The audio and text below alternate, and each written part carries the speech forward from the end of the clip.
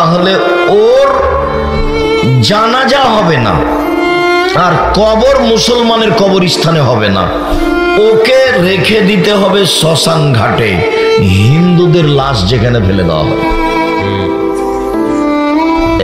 এখন আরবি বিদ্বানেরা এইভাবে বলছেন, তার নাম সলাত, তার নাম নামাজ।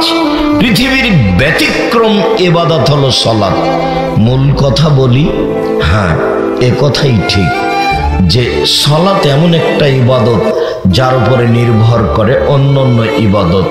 তারপরেও সলাতের নেকিটা আল্লাহ নিজে হাতে দিবেন না, ফেরেশতাকে বলবেন নেকি লিখে দাও। কিন্তু সেম এমন একটা ইবাদত যে আল্লাহ বলবেন না ফেরেশতাকে যে তোমরা সিয়ামের নেকি লিখো, আল্লাহ বলেন সিয়াম আমার ব্যাপার, প্রতিদান আমি দিব। আল্লাহ বলেন সিয়াম আমার ব্যাপার, প্রতিদান আমি দিব। সেই সিয়ামের নফল সিয়ামের আলোচনা আজকে। পুরুষ নারী আপনারা যেখানে যারা আছেন, অল্প সংখ্যকই মানুষ, তার উপরে দয়া করে ভদ্রতা বজায় রেখে কোনো প্রয়োজন আমাকে না দেখিয়ে কিছুক্ষণ সময় কথা শোনেন। আপনার কিছু না কিছু উপকার করবো ইনশাআল্লাহ। অনেকদিন পরে এসেছি, এ কথাই ঠিক। ভালোবাসাতে কোনো ঘাটতি নাই, এ কথাও ঠিক। ব্যস্ততার কারণে আপনার সাথ দিতে পারি না, এটাই ঠিক। সম্মানিত দিনী ভাই বোন, ইবাদতের জগতে ভিন্ন ধরনের ব্যতিক্রম ইবাদত সিয়াম, যার ফলাফল আল্লাহ নিজে হাতে দেন। আমরা জানি যে আল্লাহর নবী বলেছেন, এক ফোঁটা চোখের পানি আল্লাহর ভয়ে আল্লাহর কাছে যত প্রিয়, ইবাদতের জগতে কোনো ইবাদত আল্লাহর কাছে তত প্রিয় নয়। তাতে তিনি বলেন যে গাভীর বান ওলাম থেকে চাপ দিয়ে দুধ বের করে ভিতরে ঢোকানো যায় না, যেমন আল্লাহর ভয়ে কাঁদে যে সে জাহান্নামে যাবে না, তেমন গাভীর বান ওলানে চাপ দিয়ে দুধ বের করে ভিতরে ঢোকানো যায় না, যেমন এটা যেমন অসম্ভব, আল্লাহর ভয়ে কাঁদে যে এই কাজটা আল্লাহর কাছে এত প্রিয় যে পৃথিবীর কোনো কাজ তত প্রিয় নয়, অতএব তার জাহান্নামে যাওয়া তেমনি অসম্ভব। এরপরেও নেকিটা আল্লাহ নিজে হাতে দিবেন না, ফেরেশতাকে বলবেন লিখে দাও। ইবাদতের জগতে সবচেয়ে পছন্দনীয় ইবাদত আল্লাহর কাছে চাওয়া। আল্লাহ আমাকে একটা সুসন্তান দাও, এই কথাটা। আল্লাহ আমাকে ঢাকাতে একটা জমির ব্যবস্থা করে দাও, এই কথাটা। আল্লাহ তুমি আমার ছেলে মেয়েকে ভালো শিক্ষিত করে দাও, এই কথাটা। আল্লাহ তুমি আমাকে একটু নিরাপদে রাখো, আমি যেন 5 ওয়াক্ত সালাত আদায় করতে পারি, এই কথাটা। যাবতীয় প্রয়োজনীয় কথা যখন আপনি আল্লাহকে বলবেন, এই কাজটা আল্লাহর কাছে যত পছন্দ, কোন ইবাদত আল্লাহর কাছে তত পছন্দ নয়। এরপরেও এই পছন্দনীয় ইবাদতের নেকিটা আল্লাহ নিজে হাতে দিবেন না, ফেরেশতাকে বলবেন ও আমার কাছে চেয়েছে, এটা তুমি লিখে দাও। চাওয়া কাজটা কিন্তু আল্লাহর কাছে খুব বেশি প্রিয়। মানুষের স্বভাব আর আল্লাহর গতিবিধি দুইটা মুখামুখি, বিপরীত। কালকে একটা মানুষকে গিয়ে বলছেন, ধনী মানুষ, ভাইজান আমি খুব বিপদে পড়েছি, আমার ছেলের হাত ভেঙে গেছে, তো 10,000 টাকা কর্জ দেন। ভাইজান আপনি তো সবাইকে দিয়ে থাকেন, তো বলবেন সেই তো আমার তো এখন হাতে টাকা পয়সা নেই, কি করি? আচ্ছা বিকালে আসো দেখি। তাহলে ঠিক আছে 5,000 নিয়ে যাও, দিয়ে কাজটা করো। পরের দিনই গেছেন আবার, যে আমার ভাইগনার হাত ভেঙে গেছে, ভাইজান টাকা দিতে হয়, যে তোর জন্য টাকশাল বানালছি নাকি রে? মানে দ্বিতীয় তৃতীয় দিনই মানুষ কি হয়ে যাবে, বিরক্ত হয়ে যাবে। আর ওখানে যত বলবেন তত খুশি, যত বলবেন তত খুশি, যত বলবেন তত খুশি। বলে কে? মানুষের তো স্বভাব নষ্ট হয়ে গেছে, মানুষের স্বভাবই খারাপ হয়ে গেছে, মানুষের খাসলাত, মানুষের চালচলন খারাপ হয়ে গেছে।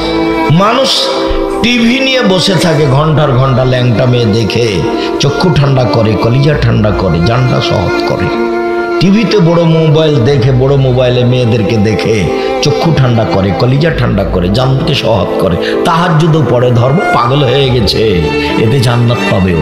সারা রাত বসে আছে, রাত 2টা 3টায় ঘুমাচ্ছে, তো এই কি আর আল্লাহকে ডাকতে পারবে? আল্লাহর নবীর কথাটা মেনে চলতে হবে। একরাহুল কালাম আবাদ আলী শাহে ও একরাহুল নামা কাবাল আলী শাহে। মুহাম্মদ সাল্লাল্লাহু আলাইহি সাল্লাম ঘোষণা দিয়েছেন, পৃথিবীর মানুষ মনে রেখো, এশার সালাতের পরে কথা বলা ঘৃণিত কাজ। পৃথিবীর মানুষ শুনে রেখো, এশার সালাতের পূর্বে ঘুমিয়ে যাওয়া ঘৃণিত কাজ। বা আপনি বাড়ির মালিক, আপনি বাপ, আপনার বাড়িতে কারফিউ জারি থাকবে। ঋষিরা আইয়ুবের মতো মাশাআল্লাহ জালি আছে বাড়িতে, কি রাত 10টায় ঘুমিয়ে যেতে হবে বাধ্য। পড়াশোনা ব্যতীত রাত 10টার পরে কোনো ছেলে মেয়ে এই বাড়িতে জেগে থাকতে পাবে না, ঘুমাতেই হবে বাধ্য। বাস 10টায় ঘুমিয়ে গেছে, 3টায় উঠেছে, এই যে কয় ঘন্টা ঘুমালো? 5 ঘন্টা। এখন উঠে সুন্দর করে উজু করে 2 রাকাত সালাত আদায় করে আল্লাহকে বলেন, উনি প্রথম আকাশ থেকে 7ম আকাশ থেকে প্রথম আকাশে নেমে এসেছে, আপনার জন্যই নেমে এসেছেন। তা আপনি তো রাত 2টা 3টায় ঘুমালেন ল্যাংটা মেয়ে দেখে দেখে চক্ষু ঠান্ডা করে, আপনি আল্লাহকে কি বলবেন?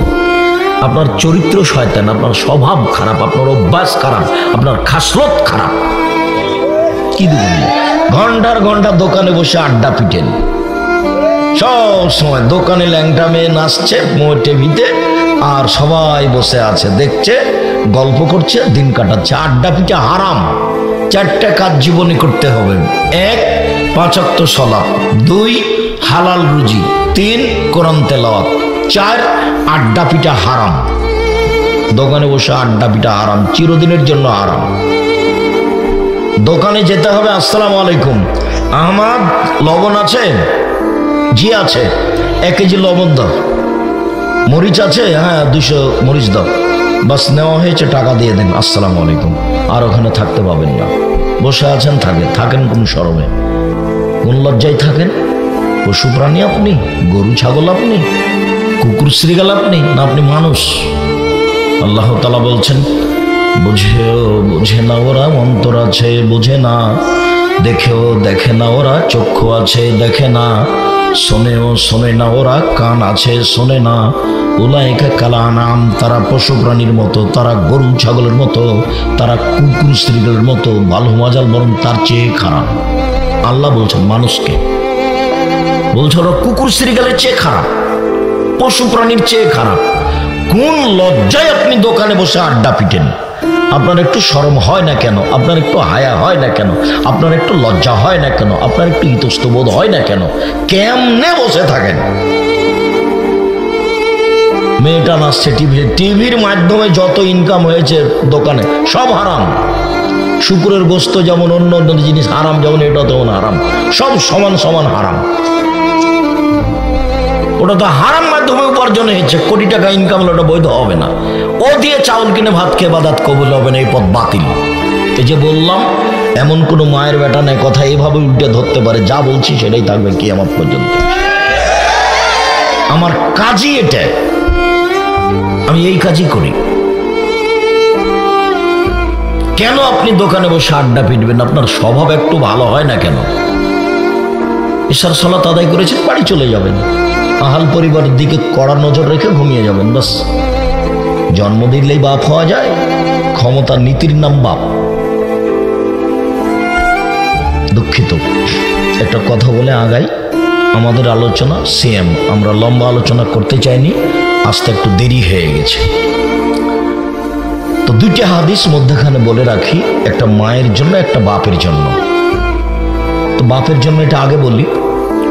আল্লাহ নবী বলছেন যে মান আলা সালাসা বানাতিন, কেউ যদি 3টা মেয়ের লালন পালন করে, 3টা মেয়ে, 3টা বেটি, 3টা মেয়ের লালন পালন করে, তো লালন পালন কি জিনিস? এক, আল্লামাহুন্না, মেয়েকে বিদ্যা শিখিয়ে দিল। দুই, আদাবাহুন্না, মেয়েকে শিষ্টাচার শিখিয়ে দিল। তিন, আহসানা ইলাইহিন্না, মেয়ের সাথে ভালো আচরণ করলো। তাহলে কুনাল্লাহু হিজাবান মিন নারি ইয়াউমাল কিয়ামা, বিচারের মাঠে মেয়ে তিনটি বাপকে জান্নাতে নিয়ে যাওয়ার জন্য জাহান্নাম থেকে অন্তরাল হয়ে যাবে। ওইদিকে জাহান্নাম, এইদিকে মেয়ের পিতে, মধ্যে মেয়েরা। আল্লাহকে বলবে আমার আব্বাকে আগে জান্নাতে দেন, তারপরে কোনো কথা। আমাদের বিষয় বুঝতে চাচ্ছি না, আমার আব্বাকে আগে জান্নাতে দিতে হবে, তারপরে কোনো কথা। মেয়েরা এমন ভাবে শক্ত হয়ে বেঁকে বসবে বিচারের মাঠে। তো আবার বলি, মেয়ে যে আপনার পক্ষে শক্ত হয়ে বসবে জান্নাতে নিয়ে যাওয়ার জন্য, তো কি কাজ? কথা হবে না। আপনারা কেউ কোনো প্রয়োজন দয়া করে আমাকে দেখাবেন না, আপনাকে আমি অনেক ভালোবাসি, আপনার জন্য এসেছি আমি, আপনার কিছু না কিছু উপকার করবই করবো ইনশাআল্লাহ। জীবনে কোনোদিন কেসা কাহিনী বলিনি, আজকে বলতে হবে এমনটা হিসাব করিনি। তো কিভাবে মেয়ে লালন পালন করতে হবে? এক, বিদ্যা শিখিয়ে দিল। দুই, শিষ্টাচার শিখিয়ে দিল। শিষ্টাচার যে কি জিনিস? শিষ্টাচার তো এখন মনে করছে মানুষে ঘোড়ার ডিম। কেন? ঘোড়ার ডিমও দেখা যায় না, শিষ্টাচারও দেখা যায় না। শিষ্টাচার কি জিনিস? শিষ্টাচার কাকে বলে? আল্লাহর নবী যে বলছেন, এক, বিদ্যা শিখিয়ে দিল। দুই, মেয়েকে শিষ্টাচার শিখিয়ে দিল। তিন, মেয়ের সাথে ভালো আচরণ করলো। চার, তাহলে মেয়েরা বিচারের মাঠে বাপকে জান্নাতে নিয়ে যাওয়ার জন্য বেঁকে বসবে। মনে থাকবে না মনে হয়? এক, বিদ্যা। দুই, শিষ্টাচার। তিন, ভালো আচরণ। মনে থাকে না কেন? ভালো আচরণ মানে মেয়ের সাথে কোনো সময় খাস্টা মেস্টা আচরণ করতে পারবেন না। আম্মু বলে ডাকতে হবে, আদর করতে হবে, এই কথাই ঠিক। আব্দুর রাজ্জাক সাহেব, আগেরটাও ঠিক আছে, পরেরটাও ঠিক আছে, শিষ্টাচার কি আব্দুর রাজ্জাক সাহেব বলেন না, একটু আমল করতে পারি আর না পারি। হ্যাঁ ঠিক আছে, তা বলি। এক মিনিট, শিষ্টাচার কি জিনিস? আল্লাহর নবী বলছেন, সব নবীর শিষ্টাচার 10টি, সব নবীর বৈশিষ্ট্য 10টি, সব নবীর খাসলাত 10টি, সব নবীর অভ্যাস 10টি। এক, মুছ কেটে ফেলতে হবে, চাচা যাবে না। দুই, দাড়ি বড় করতে হবে, ছোট করা যাবে না, চেঁচে ফেলা যাবে না। তিন, পেশাব পায়খানার পরে পানি দিয়ে পবিত্রতা অর্জন করতে হবে। ঢেল টিস্যু পেপার আগে পরে পানি, এ কথা মিথ্যে, এতে নবীর উপরে অপবাদ লাগানো হবে। তিন, পেশাব পায়খানার পরে পানি দিয়ে পবিত্রতা অর্জন করতে হবে। আগে ঢেল টিস্যু পেপার পরে পানি, এ কথা মিথ্যে। পানি নেই তখন ঢেল টিস্যু পেপার, এইটা সুন্নাত। 40 কদম হাঁটা নোংরামি, পায়ের উপরে পা উঠানো খক খক করে কাশা শরীয়ত বহির্ভূত কাজ। আবার যদি পায়ের উপরে পা উঠাতেই হয়, খক খক করে কাশতেই হয়, যদি 40 কদম হাঁটতেই হয়, তা আমি পুরুষ মানুষ, আমি ঢেল টিস্যু পেপার নিয়ে 40 কদম হাঁটলাম, পবিত্রতা অর্জন করলাম, আমি জান্নাতে চলে যাব, আমার বউকে জান্নাতে যাওয়া লাগবে না? ওই 40 কদম হাঁটবে, ওই ঢেল নিয়ে টিস্যু পেপার নিয়ে হাঁটবে, পায়ের উপরে পা উঠাবে, খক খক করে কাশবে। তো বলছে আব্দুর রাজ্জাক সাহেব, এটা যে পুরুষ মানুষ দেখলে তাকে কেমন কেমন লাগবে? তো পুরুষ মানুষ যখন এমন করে, তখন মহিলা মানুষ যদি দেখে তাকেও কেমন কেমন লাগে। তার মানে এটা শরীয়ত নয়। সাথে সাথে এইটা কেন 40 কদম কেন? 40 ঘন্টা পরে যদি টিস্যু পেপার ফেলে দেয়, তাহলে মনে হবে পেশাব আসলো। কেন? এটা এখন অস্পসা, শয়তানের কুমন্ত্রণা হয়ে গেছে। আল্লাহর নবী বলছেন, দেখো পৃথিবীর মানুষ, সলাতের মধ্যে আছো তো মনে হলো যেন বায়ু আসলো, মনে হচ্ছে যেন বায়ু আসলো, যাবা না মসজিদ থেকে, সলাত আদায় করো। ওরা শয়তান করেছে। যতক্ষণ পর্যন্ত স্পষ্ট শব্দ না পাচ্ছ বায়ুর, যতক্ষণ পর্যন্ত গন্ধ না পাচ্ছ, ততক্ষণ পর্যন্ত বের হওয়া না। শয়তানকে বলবেন, যাক আমার বায়ু এসে নষ্ট হয়ে যাক অজু, তবু আমি যাব না। শয়তান সর, শয়তান সর, আমার সালাত হোক আর না হোক, তুই সর এখান থেকে। আপনি বলবেন 40 কদম কেন? 40 ঘন্টা পরে টিস্যু পেপার ফেললে আপনার মনে সন্দেহ পেশাব আসলো। অতএব পেশাব পায়খানার পরে পানি দিয়ে পবিত্রতা অর্জন করে সুন্দর করে উজু করে, উজু শেষে একটু পানি লজ্জাস্থান সামনাসামনি কাপড়ের উপরে ছিটিয়ে দিবেন। এখন যদি শয়তান বলে পেশাব আসলো, তাহলে শয়তানকে বলবেন যে তুই সর, পেশাবে আমার কাপড় ভিজে যাক তবু আসে যায় না, আমি আর উজু করব না। নইলে শয়তান আপনাকে সালাত আদায় করতেই দিবে না, ওইটা দিয়ে আপনাকে সারাদিন ঘুরিয়ে নিয়ে বেড়াবে, ওই পথে বাতিল। 4 নখ কেটে ফেলতে হবে। মেয়ের নখ বড় থাকবে, নেইল পালিশ দেওয়া থাকবে, তখন আপনি বাপ, এটা ঠিক নয়। আপনি শিষ্টাচার, এখন মেয়েরা দাঁড়াবে না এভাবে। শিষ্টাচার কি জিনিস? শিষ্টাচার কাকে বলে? বগলের লোম উঠিয়ে ফেলতে হবে, ঢেই আপনার ব্লেড ব্যবহার করা হবে না। নারী পুরুষ একই হুকুম। শিষ্টাচার কি জিনিস? নিচের লোম পরিষ্কার করতে হবে, ঊর্ধ্বে টাইম 40 দিন, যেভাবে সম্ভব, যেভাবে সহজ। শিষ্টাচার কি জিনিস? বাড়ি থেকে বের হওয়ার সময় সালাম দিয়ে বের হতে হবে, ঢুকলে সালাম দিয়ে ঢুকতে হবে। শিষ্টাচার কি জিনিস? বাচ্চাকে দুধ খাওয়ানোর সময় বিসমিল্লাহ বলতে হবে, বিসমিল্লাহ না বললে এ দুধ শয়তান খাবে, নিশ্চিত খাবে, অবধারিত খাবে, খাবেই খাবে। আল্লাহ নবী বলেছেন খাবে, অতএব খাবে। শিষ্টাচার কি জিনিস? ডান হাতে গিলাস ধরে পানি পান করতে হবে, বাম হাতে নয়, বাম হাতে শয়তান খায়। শিষ্টাচার কি জিনিস? প্লেটে খাওয়ার সময় পাশ থেকে খাওয়া শুরু করতে হবে, মধ্য থেকে নয়। ভাতের পাতিল থেকে ভাত বের করার সময় পাশ থেকে ভাত উঠাতে হবে, মধ্যে থেকে নয়। শিষ্টাচার কি জিনিস? গামলা থেকে ভাত উঠানোর সময় পাশ থেকে উঠাতে হবে, মধ্যে থেকে নয়। শিষ্টাচার কি জিনিস? বাচ্চাকে নিয়ে যখন ঘুমাবে মা, তখন ডান কাতে ঘুমাবে, বাচ্চাকে ডান কাতে রাখবে, দোয়া পড়ে ঘুমাবে। শিষ্টাচার কি জিনিস? বাচ্চা যখন টয়লেট পেশাব পায়খানায় যাবে, তখন দোয়া বলে দিবে বাপ মা মেয়েকে, ছেলেকে। শিষ্টাচার কি জিনিস? মা যখন বাচ্চাকে জামাটা পরাবে, তখন ডান হাত ঢোকাবে বাচ্চার আগে, তার শিষ্টাচার কি জিনিস? যখন জুতাটা পরাবে, ডান পায়ের জুতা আগে পরাবে। শিষ্টাচার কি জিনিস? ছেলে মেয়েকে বলে দিবে রাস্তার এক পাশ দিয়ে হাঁটবা। শিষ্টাচার কি জিনিস? শিষ্টাচার কাকে বলে? আপনি একটা প্লেট কিনেছেন সিরাজগঞ্জ শহরে, তাতে আছে চিংড়ি মাছ। শিষ্টাচার কি জিনিস? আপনি একটা কিনেছেন তরকারির বাটি, সেটা হলো কাতল মাছ। আপনি একটা আয়না কিনেছেন, সেটা হলো রুই মাছ। শিষ্টাচার কি জিনিস? আপনি আপনার বাচ্চার পেশাব পায়খানার জন্য পট কিনেছেন, সেটা হলো ঘোড়া। শিষ্টাচার কি জিনিস? ছেলে মেয়ের জন্য কাপড় কিনেছেন, তাতে আছে কার্টন। শিষ্টাচার কি জিনিস? বাচ্চাকে একটা গেঞ্জি কিনে দিয়েছেন, তাতে লেখা আছে 10, দেখতে দেখতেই নামাজ শেষ। শিষ্টাচার কি জিনিস? দেখছেন বাচ্চা যে মাথার চুল উপরে রেখেছে আর সব নিচে চাঁচা আছে, এটা খ্রিস্টানদের নীতি। শিষ্টাচার কি জিনিস? বুঝলাম না, শিষ্টাচার কাকে বলে? আব্দুর রাজ্জাক সাহেব, শিষ্টাচার কি জিনিস? শিষ্টাচার ঘোড়ার ডিম। সারা রাত ছেলের হাতে মোবাইল আছে, মেয়ের হাতে মোবাইল আছে।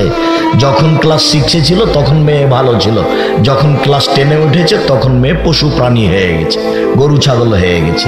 সে আর মানুষ নয়, অন্যায় তার কাছে অন্যায় নয়। শিষ্টাচার কি জিনিস? বাপ যে আছে, বাপ পশু প্রাণীর মতো, গরু ছাগলের মতো থাকে, খায়। বুঝেও বোঝে না ওরা, অন্তর আছে বুঝে না, দেখেও দেখে না ওরা, চক্ষু আছে দেখে না, দেখা দরকার। শোনেও শোনে না ওরা, কান আছে, শোনে না, শোনা দরকার। উলায়েকা কাল আনাম, তারা পশু প্রাণীর মতো, তারা গরু ছাগলের মতো, তারা কুকুর শ্রেণীর মতো, বালু মাজাল বরং তার চেয়ে খারাপ। সম্মানিত দিনী ভাই বোন, বাপ 3টে মেয়ে লালন পালন করে নেয়, এমন আল্লাহ নবী বলছেন, শোনেন শোনেন শোনেন, কেউ যদি 2টা মেয়ে লালন পালন করে তো সেই পিতা আর আমি জান্নাতে এইভাবে থাকবো। এ দেখেন, এবার আঙ্গুল দুটিকে তর্জনী আর মধ্যমা জমা করে দিলেন। পৃথিবীর মানুষ শোনা রেখো, 2টা মেয়ের যদি লালন পালন করে কোনো পিতা, তাহলে সেই পিতা আর আমি মুহাম্মদ সাল্লাল্লাহু আলাইহি ওয়াসাল্লাম জান্নাতে এভাবে থাকবো। তখন তর্জনের মধ্যমা জমা আছে। আর একটা কথা শোনেন, কেউ যদি এতিমের লালন পালন করে, এতিম, তাহলে সেই ব্যক্তি আর আমি মুহাম্মদ সাল্লাল্লাহু আলাইহি ওয়াসাল্লাম জান্নাতে একসাথে থাকবো। তবে এরকম বুঝা গেল না নাকি? একটু কি আছে, একটু ফাঁকা আছে। 2টা মেয়ের লালন পালন বিশাল ব্যাপার। যদি 10টা ছেলেকে মাস্টার ডিগ্রি পাস করান তো এক নেকিও হবে না। ইন্নালিল্লাহি ওয়া ইন্না ইলাইহি রাজিউন। তো পড়াশোনা করাবো কেন? জন্ম দিয়েছেন এই জন্য। না পড়াশোনা করলে যা পাপ হবে সব আপনার, যা পাপ করবে সব আপনার, ওটা আপনার জিম্মেদারি। শুধু কি পড়াশোনা, জন্মের সাথে সাথে তাকে পাশে আজান দিতে হবে, একামত নয়, তাহনিক করতে হবে। পরহেজগার মানুষের কাছে নিয়ে গিয়ে খেজুর চাপিয়ে জিভাতে দিতে হবে, তাহনিক করতে হবে। 7 দিনের দিন আকিকা দিতে হবে, দিতেই হবে। 14 দিনে চলে না, 21 দিনে চলে না, জীবনে একদিন চলে না। চাঁপাই নবাবগঞ্জের ভাষাতে আপনি তো আকিকা দিবেন, দেবেন আপনার বাপকে দিতে হবে, ওটার জিম্মেদারি বাপ হিসাবে। কানা ছাগল দিবে না, ল্যাংড়া দিবে না, খোড়া দিবে না, 2 মাসের দিবে না, 6 মাসের দিবে, দিতেই হবে। ছেলের জন্য 2টা, মেয়ের জন্য 1টা, কানা খোড়া যাই হোক, 6 মাসের 2 মাসের হোক। ওটা তো আর কুরবানি নয়, কুরবানি ওটা ভিন্ন জিনিস, বিশাল ব্যাপার। কুরবানি মানে বিশাল ব্যাপার। যেসব কাজে, বড় বড় কাজে জান্নাত পাওয়া যায়, তার একটা বড় কাজ হলো কুরবানি। কুরবানি মানে দাঁত সুন্দর উঠেছে কিনা দেখো, ঝকঝকে। কুরবানি মানে পা ঠিক আছে কিনা দেখো। কুরবানি মানে চোখ ঠিকঠাক আছে কিনা দেখো। কুরবানি মানে কান ঠিকঠাক আছে কিনা দেখো। কুরবানি মানে লেজ ঠিকঠাক আছে কিনা দেখো। কুরবানি মানে মোটা তাজা আছে কিনা দেখো। কুরবানি মানে ঝকঝকে কিনা দেখো। ওটা নেকির জন্য, ওটা হতেই হবে। কুরবানি দিয়েন না, দিলে ভালো দিতে হবে। ভাগে যে কে বললো আপনাদেরকে বেকায়দায় ফেলে দিল, হুজুরও বললেন হ্যাঁ কে বলেছে ভাগে চলবে না, তো দিলেন, দিয়ে কলিজা নিয়ে গন্ডগোল করছেন, এটা হলো? এগুলো হবে না। আপনাকে যেটা বলছি, টাকা আছে, রাজস্থান থেকে উঁট নিয়ে এসে দেন। টাকা কম আছে, গরু দেন। টাকা কম আছে, খাসি দেন। টাকা কম আছে, ছাগি দেন। টাকা কম আছে, ভেড়া ভেড়ি দেন। তো হলো, এটা কুরবানি, ওটা আকিকা। একবারে ছেলে মেয়েকে লালন পালন করতে হবে শক্তভাবে, পোশাক পাতি থেকে, শিক্ষা দেওয়া থেকে, সব থেকে। তাহলে এমন সুন্দর একটা নাম রাখতে হবে, ফাহসানা ইসমাহু। অনেক দায়িত্ব বাপের। তখন ওই মেয়েরা, ওই 2 মেয়ে বাপকে জান্নাতে নিয়ে যাবে, জাহান্নাম থেকে অন্তরাল হয়ে যাবে। আর ছেলেদেরকে এইভাবে লালন পালন করতে হবে। সম্মানিত দিনী ভাই বোন, এবার পিতার কথাটা শেষ করলাম, মায়ের কথাটা বলে আমরা ফিরে যাই। জাবের রাদিয়াল্লাহু তাআলা আনহু বলেন যে আমি রাসূলের সাথে হয়ে যুদ্ধে ছিলাম। যুদ্ধ শেষ করে আমরা চলে আসলাম, এখন মদিনায় ঢুকবো। তাআলা রাসূল বলছেন, এই শোনো, সবাই তোমরা এখানে থাকো, রাতে এখানে থাকবো, সকালে মদিনায় যাব। তো আমি জাবের বললাম, আল্লাহর নবী, আমি তো নতুন বিবাহ করেছি, আমাকে একটু বাড়ি যেতে অনুমতি দেন। তো আল্লাহ রাসূল বলছিল, ও তুমি নতুন বিবাহ করেছ, তো কুমারী মেয়ে বিবাহ করেছ না তালাক প্রাপ্তা মেয়ে বিবাহ করেছ? আল্লাহ নবী, আমি তালাক প্রাপ্তা মেয়ে বিবাহ করেছি। ওর বিবাহ হয়েছিল, ওর স্বামী তাকে তালাক দিয়ে দিয়েছে, আমি তাকে বিবাহ করেছি। তো আল্লাহ রাসূল বলছেন যে কুমারী মেয়ে কেন বিবাহ করলি না? তুমি তার সাথে খেলতে, ও তোমার সাথে খেলতো। কুমারী মেয়ে তুমি কেন বিবাহ করলে না? তুমি তার সাথে খেলতো, তোমার সাথে খেলতো। এই পর্যন্ত তো আল্লাহর নবী বললেন। এখন জাবের রাদিয়াল্লাহু বলছেন, আল্লাহ নবী শোনেন, আমার আব্বা উহুদের যুদ্ধে শহীদ হয়েছেন 9 জন মেয়ে রেখে, আমার 9 জন বোন আছে। আল্লাহ নবী শোনেন, আমার আব্বা উহুদের যুদ্ধে শহীদ হয়েছেন 9 জন মেয়ে রেখে, আমার 9 জন বোন আছে। আক্রাহু আনা তাযাওয়াজা মিসলাহুন্না, ওদের সমবয়সের মেয়েকে, কম বয়সের মেয়েকে, বুদ্ধি কম মেয়েকে আমি বিবাহ করা পছন্দ করিনি 4টা কারণে। আমি আমার বোনদের বয়সের মেয়েকে বিবাহ করা পছন্দ করিনি 4টা কারণে। এক, লিতুআল্লিমাহুন্না, আমার স্ত্রী যেন আমার বোনদেরকে বিদ্যা শিখাতে পারে। মায়ের কথা চলছে। 2, বলে তুআদ্দিবাহুন্না, আমার স্ত্রী যেন আমার বোনদেরকে শিষ্টাচার শিখাতে পারে। 3, বলে তুরাজ্জালাহুন্না, আমার স্ত্রী যেন আমার বোনদের মাথার চুল চিরুনি করে, সাজগোজ করে, পরিপাটি করে রাখতে পারে। 4, বলে তাকুমা আলাইহিন্না, আমার স্ত্রী যেন আমার বোনদের উপরে পাহারা দিতে পারে। কি দিয়ে বুঝাই আপনাকে আমি? হাদিস তো বুখারী মুসলিম পড়ে আছে, হাদিসে 1450 বছর থেকে আছে, ওর দাম নাই কারোর কাছে। কে পড়ে? হুজুরি পড়ে, দাম দেয় না, আপনি কি দিবেন? আল্লাহ নবী বলছেন, আমার জীবনে বড় আশঙ্কা 3টে। 1, আইম্মাতা মুজিলিন, ভ্রান্ত হুজুর, হুজুর ধর্ম বেচা খাবে, এটা আমার ভয়।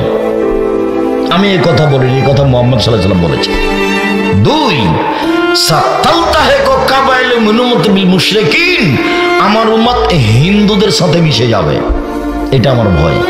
3, সাতাবদু কাবাইলু মিন উম্মতি বিল আওসান, আমার উম্মত মূর্তি পূজা করবে, এটা আমার ভয়। এই 3টা আমার আশঙ্কা, ভয়। 1, হুজুর ধর্ম বেচে খাবে, শতকরা 95 জন বক্তা মিথ্যুক আমার তদন্তে, শতকরা 98 জন মুফাসসির মিথ্যুক আমার তদন্তে, তবে আমি মানুষ। এখন যদি উমর রাদিয়াল্লাহু তাআলা এই দেশে থাকতেন বেঁচে, শতকরা 95 জন বক্তার আজীবন জেল হতো, তারা কেউ বের হতে পারত না। যখন জনগণের সামনে দাঁড়ায়, হাজার হাজার লাখ মানুষের সামনে, তখনও কি বলে সেটাও নিজেও জানে না। আল্লাহর নবী আশঙ্কা করে গেলেন এই 3টে। আরো একটু কথা এখানে বলে রাখে, আবার এখানে ফিরে আসছি। আল্লাহর নবী বলছেন, আশঙ্কা করে বলছে, পৃথিবীর মানুষ শুনে রেখো, আমার উম্মত ইহুদি খ্রিস্টানদের সাথে মিশে যাবে। ডান হাতের বিঘত যেমন বাম হাতের সমান, সমান সমান মিশে যাবে চাল চলনে, কথাবার্তাতে, পোশাক আশাকে। আবার বলছেন, পৃথিবীর মানুষ শুনে রেখো, ডান পায়ের জুতা যেমন বাম পায়ের সমান, সমান সমান জুতা, এইটা যেমন সমান সমান, আমার উম্মত ইহুদি খ্রিস্টানদের সাথে মিশে যাবে পোশাক আশাকে, চাল চলনে, বিদ্যাতে, খাতা কলমে, রাস্তাঘাটে, খাওয়া দাওয়াতে, সব জায়গাতে মিশে যাবে। এবার নিচে নামতে লাগলেন আল্লাহর নবী ভাষাগতভাবে। নিচে নামতে নামতে নামতে বলছেন, পৃথিবীর মানুষ শুনে রেখো, ইহুদি খ্রিস্টান যদি মায়ের সাথে জেনা করে থাকে, আমার উম্মত তাদের সাথে মিল দিতে গিয়ে মায়ের সাথে জেনা করবে।